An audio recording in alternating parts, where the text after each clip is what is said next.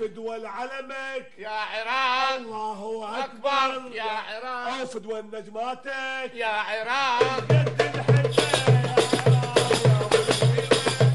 هلا بالعراق. اسود الرافدين راح يفرحون العراقيين بقطر، وانا اقول له نور صبري انت اول واحد ترجع، هي مو قضيه كابتنيه، انت ابو الغيره وانت نور ابو الشدايد، وان شاء الله يونس محمود موجود وراح نغني كنا نحبك يا عراق، يا ابو الغيره يا عراق، يا عراق، والعلمك يا عراق، او ارفع راسك يا عراق، وانا اقول يا عراق، او انت تقول يا عراق، او كذا